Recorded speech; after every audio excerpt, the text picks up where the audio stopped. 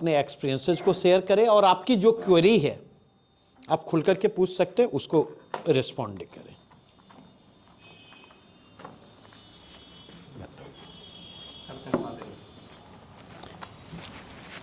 ठीक है, सुबोध सर ऐसे ही चला जाएगा सर। अच्छा रिकॉर्ड भी है क्या सर? हाँ, लाइव चल रहा है।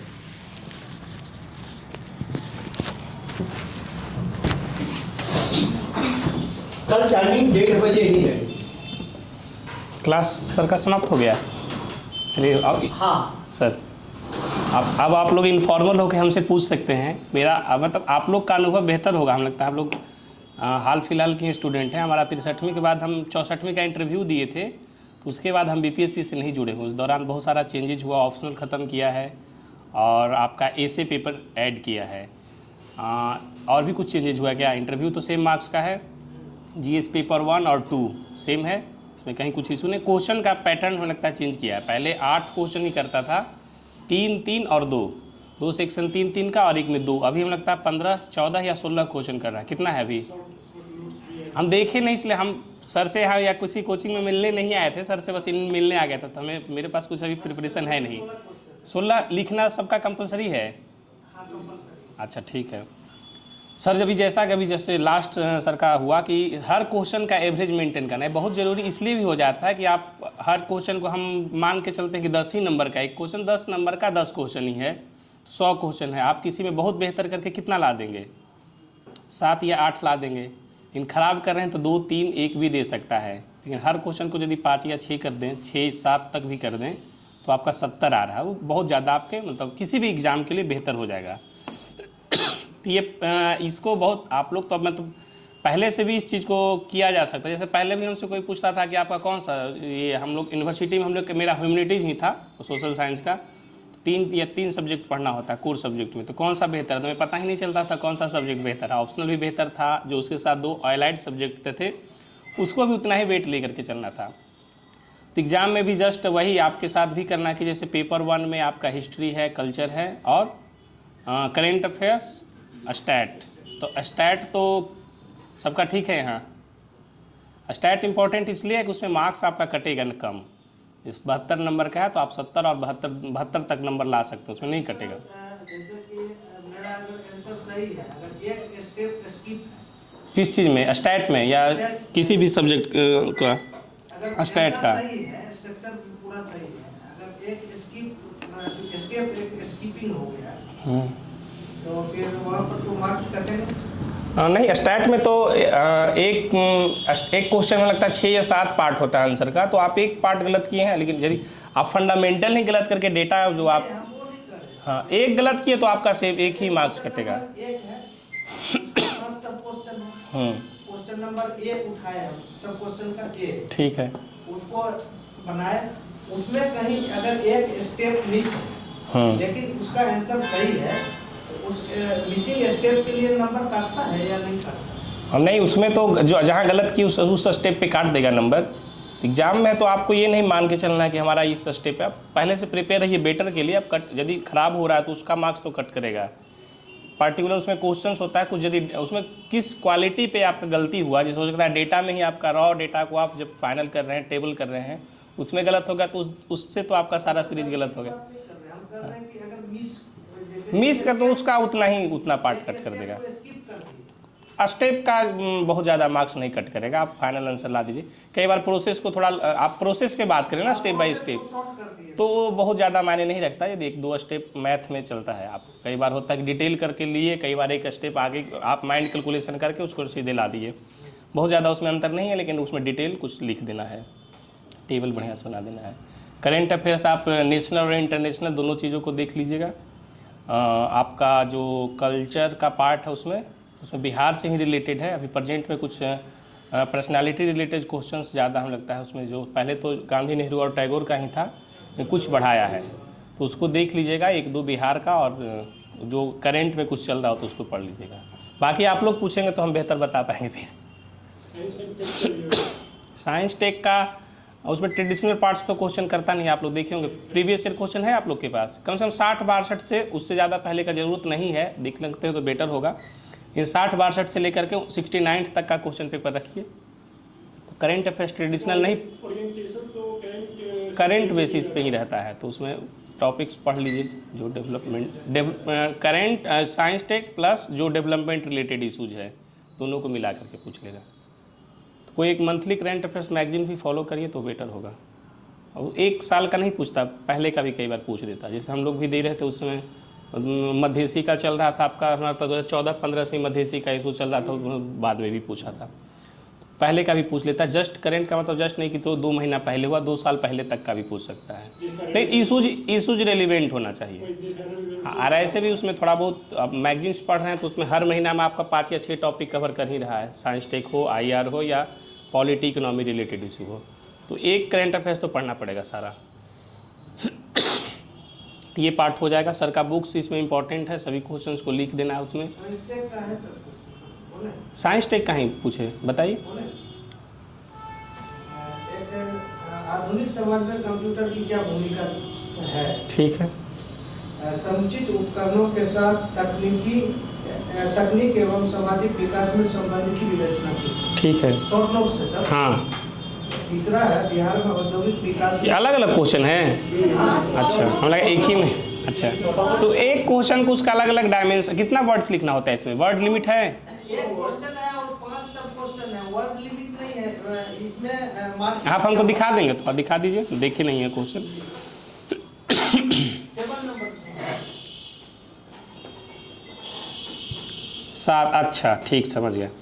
आधुनिक समाज में कंप्यूटर की क्या भूमिका है, इसे आप बहुत टेक्निकल क्वेश्चन तो सिविल सर्विसेज में हमसे आपसे पूछेगा नहीं, तो इसमें जो आपका जो सोशियो इकोनॉमिक डेवलपमेंट हो रहा है, कहाँ तकनीक से बेनिफिट है, एडमिनिस्ट्रेशन में क्या है आपका, आप इसको अर्बनाइजेशन से भी जोड़ सकते हैं, वेलफेयर से, जैसे ये कल्याणकारी योजनाएं चल रहा है, आधार बेस्ड बहुत सारा जो चीज़ें हैं, तो उसमें लीकेज का संभावना, भ्रष्टाचार लीकेज का इशू जो है उसको लिख सकते हैं।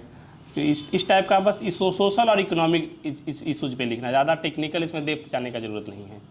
इसमें 7-8 पॉइंट आप लोग लिख सकते हैं। समुचित उदाहरण के साथ इसमें दोनों लिखना होता है।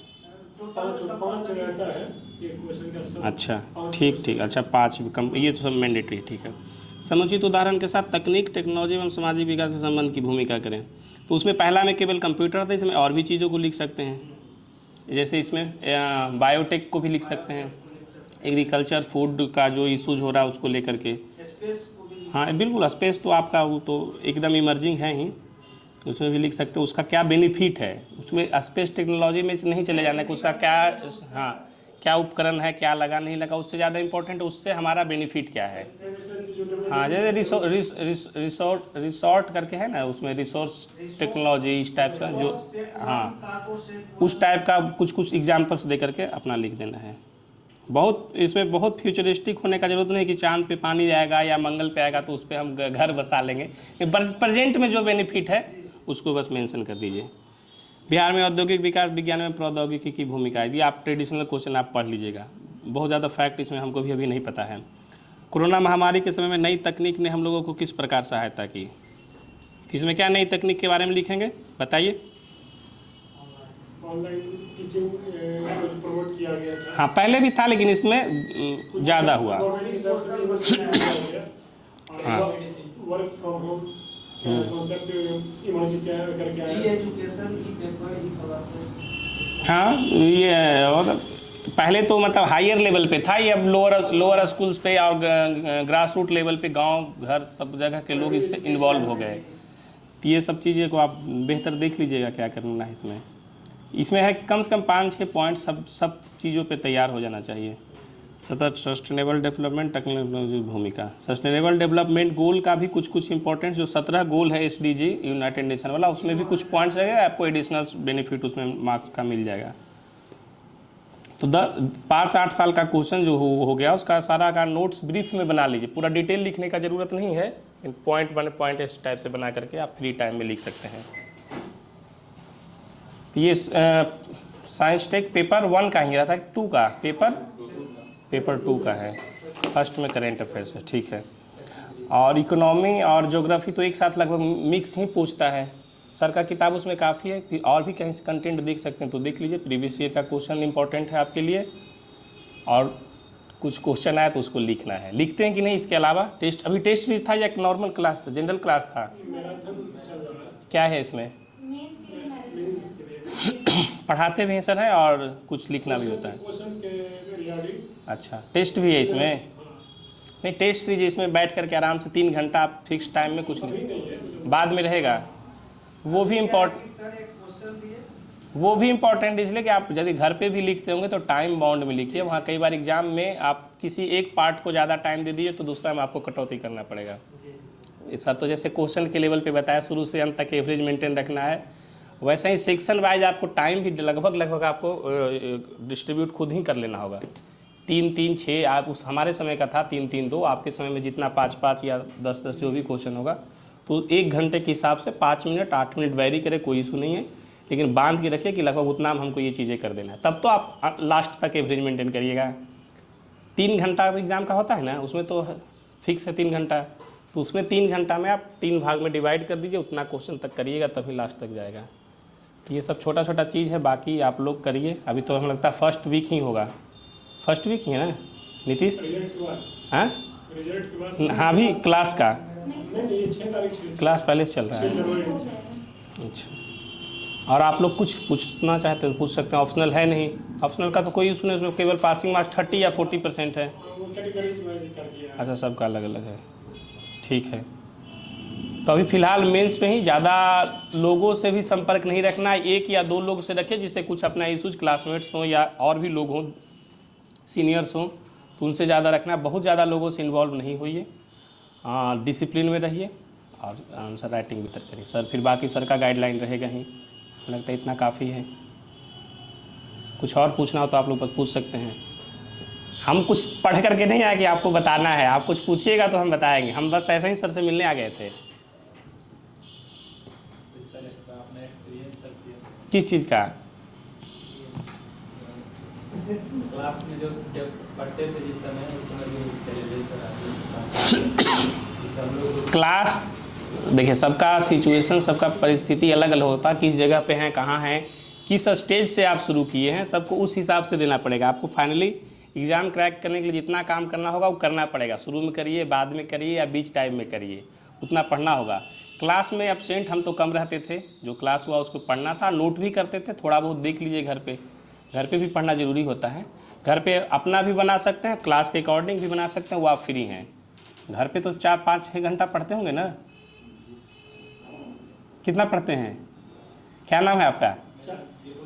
विपुल जी। तो कुछ पढ़ना पड़ेगा, 5-6 घंटा में स्माइल नहीं दीजिए, 6-7 घंटा मिनिमम पढ़ना पड़ेगा, बहुत ज़्यादा तो नहीं। क्लास के बाद 6-7 घंटा, तो उसमें आप अपना प्लानिंग बना सकते हैं। आप खुद से भी चाहें तो मतलब क्लास में मान लेते हैं पॉलिटी चल रहा है, आपको पॉलिटी इधर पढ़ रहे तो आपका मन है उधर हिस्ट्री पढ़ लें या ज्योग्राफी इकोनॉमिक पढ़ लें, करेंट अफेयर्स देख लें।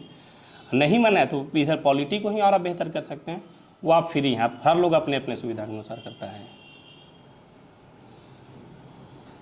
क्वेश्चन आंसर लिखिएगा बेहतर, जितना हम प्रीवियस ईयर का भी लिखे थे, अपना एक्सपीरियंस पूछे तो याद आया, भूल भी गए हैं बहुत सारा चीज़, 6-5 साल से ज़्यादा हो गया है। प्रीवियस ईयर का हम सारा डिटेल नहीं, लेकिन शॉर्ट में कि मान लेते हैं, और उस समय तो ऑप्शनल भी था, तो हम ऑप्शनल का भी लगभग 15 साल 10 साल का किए थे। 1993 के आसपास का जो क्वेश्चन बैंक है, सारा क्वेश्चन लिखना, ऐसा नहीं कि एक क्वेश्चन में 20 मिनट लगे, 2-3 मिनट में कुछ क्या क्या लिखना, अपना खुद ब खुद समझ गए, एक पेपर में बना के उसको हटा दिए। हाँ, फॉर्मेटिंग लगभग जितना क्वेश्चन का करिएगा बेनिफिट मिलेगा। फैक्ट तो कई चीज़ें कई बार घूम करके वही, जैसे खास करके आप पेपर 1 में आएंगे तो बहुत सारा चीज़ें रिपीट होगा, पेपर 2 में कुछ चीज़ रिपीट होगा। पहले ऑप्शनल था तो उसमें भी 50% लगभग पेपर 1 में भी रिपीट नहीं होता। कुछ, इसलिए बोले कुछ रिपीट होगा, कुछ तो बेसिक चीज़ है जो कंटिन्यू रहेगा ही। क्वेश्चन हमेशा नए फॉर्म में रहता है, जो ट्रेडिशनल जो घूम के पहले आता था, अब उसको जो है शॉर्ट फॉर्म में डाल दिया। ठीक है, कुछ तो बेनिफिट है ना पहले का, तो उसमें प्रीवियस ईयर का करिए, उसमें भी नए क्वेश्चंस रहते हैं, उसमें ड्राफ्ट कर लीजिए, क्वेश्चन का डिमांड क्या है, क्या लिखना, क्या कंक्लूजन देना। कुछ नहीं समझ में आया, डेफिनेशन लिख दीजिए, जो क्वेश्चन पूछा जाए उससे। स्टार्ट करने में ज़्यादा नहीं सोचना है, जितना क्वेश्चन आप प्रैक्टिस करिएगा एग्जाम हॉल में, आपके सोचने का समय उतना ही, क्वेश्चन देखेंगे स्टार्ट कर देंगे।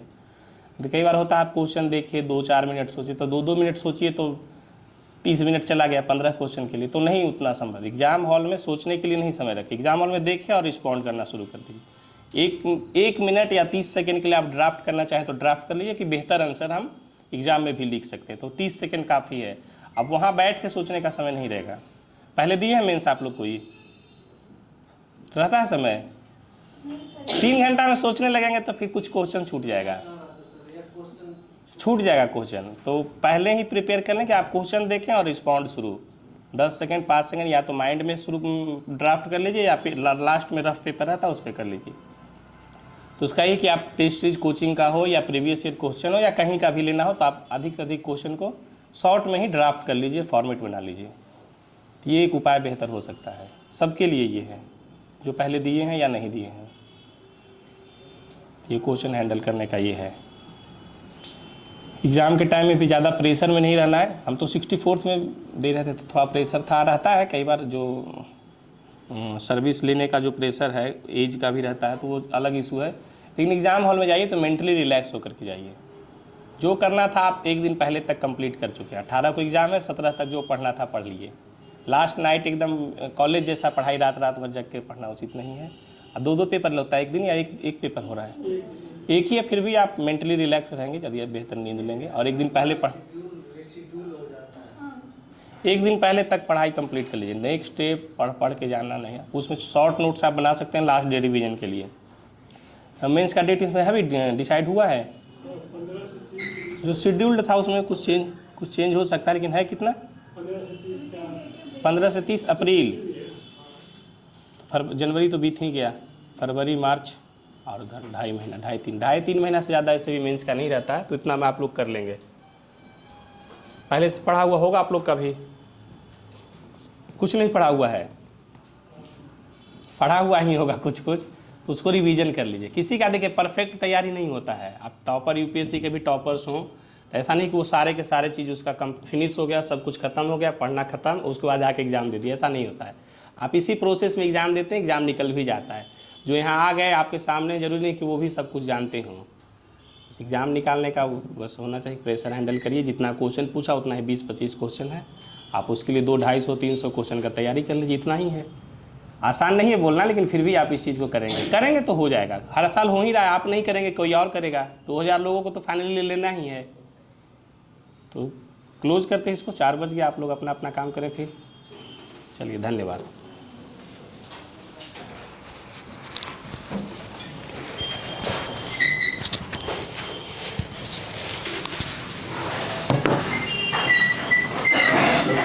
तो